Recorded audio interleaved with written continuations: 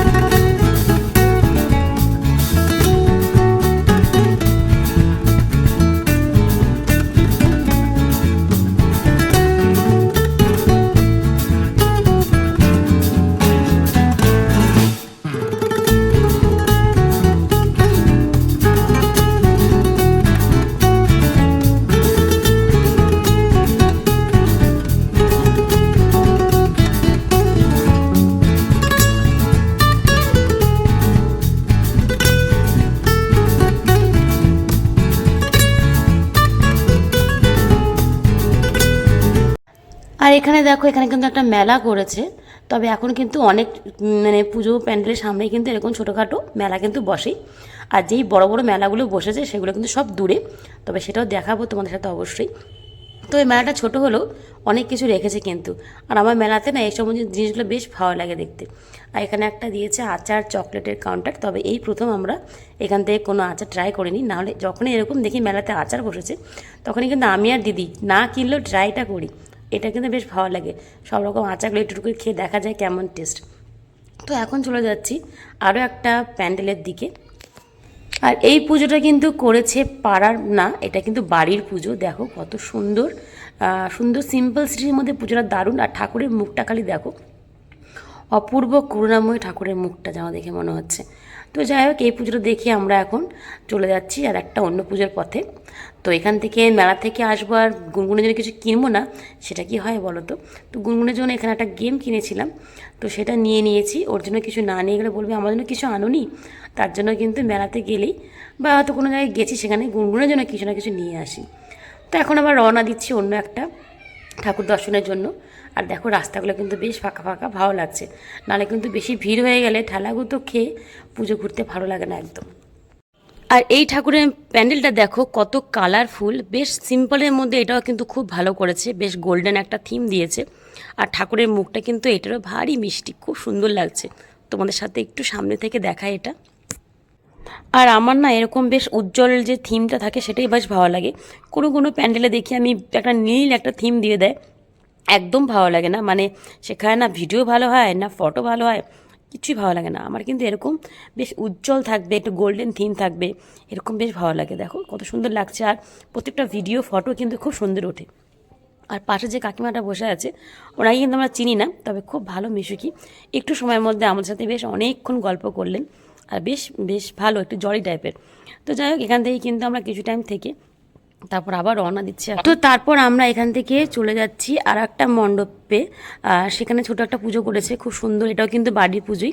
আর এখানে একটা অনুষ্ঠান করছে, গানের অনুষ্ঠান, বাচ্চাদের প্রতিযোগিতাও করছে। এখানে কবিতা থেকে আরম্ভ করে আবৃত্তি সবই করেছে। তবে আমরা শুধু গানটা শুনে বাড়ি চলে যাই। আর এখানে যে আমাদের সম্প্রতি তোমরা সবাই জানি, আমাদের বেশ একটা মানে কি বলবো আর, সঙ্গীত জগতের একটা বড় রত্ন হারিয়ে ফেললাম আমরা। তো ওনাকে শ্রদ্ধাঞ্জলি জানিয়ে 1 মিনিটের কিন্তু আমরা এখানে মনোব্রত মানে পালন করেছিলাম। তো যাই হোক, ভালো লাগছে না, পুজোর মধ্যে আনন্দ করছি ঠিকই, কিন্তু ওনার জন্য মনটা খুবই খারাপ সবাই। মানে আমরা ভাবতেও পারছি না যে এত মানে কি বলবো, আর কোনো ভাষাই নেই আমাদের কাছে। এত বড় একটা সঙ্গীত শিল্পীকে আমরা যে এভাবে হারিয়ে ফেললাম, সেই কষ্টটা হয়তো সহজে ভোলার মতন নয়। তো এখানে কিন্তু ওনার বিষয়ে এখানে কথা হচ্ছে, তবে সেই কথাগুলো আমি আর রাখতে পারিনি, কারণ মাইক বাজছে। তো যদি কপিরাইট পড়ে যায় তার জন্যই কিন্তু আমি এখানে এক্সট্রা ভয়েসই দিচ্ছি। তবে এখন কিন্তু ওনার বিষয়ে এই যে যিনি বলছে কথা আর কি, উনি কিন্তু আমাদের ওই সঙ্গীত শিল্পীর বিষয়ে কথা বলছেন। তো যাই হোক, শত আনন্দের মধ্যেও কিন্তু একটুখানি কষ্ট আর শোকের ছায়া তো রয়েছেই। তো চলো দেখো, এখন এখান থেকে চলে যাচ্ছি আমাদের বাড়ির একদম পাশের যে ঠাকুরটা, যেই পাড়ার প্যান্ডেলে আমাদের কিন্তু খাওয়া দাওয়া রয়েছে অষ্টমী থেকে নবমী পর্যন্ত। তবে এবার তো অষ্টমী আমরা অন্য জায়গায় ছিলাম, সেটা কোথায় ছিলাম সেটা অবশ্যই শেয়ার করব। তাহলে শুভ মহাপঞ্চমী শুভেচ্ছা জানিয়ে আজকের মতন ব্লগ ভিডিওটা এখানেই শেষ করছি। কেমন লাগলো অবশ্যই একটা মতামত করে জানিও। তো সবাই ভালো থেকো, সুস্থ থেকো, পুজো খুব খুব এনজয় করো। আর গলার ভয়েসটা আমার একটু অসুবিধা হচ্ছে কথা বলতে, তার জন্য একটু জড়িয়ে জড়িয়ে যাচ্ছে। যাই হোক, তোমরা সেটা একটু অ্যাডজাস্ট করে নিও। তো চলো, সবাই ভালো থেকো, টাটা।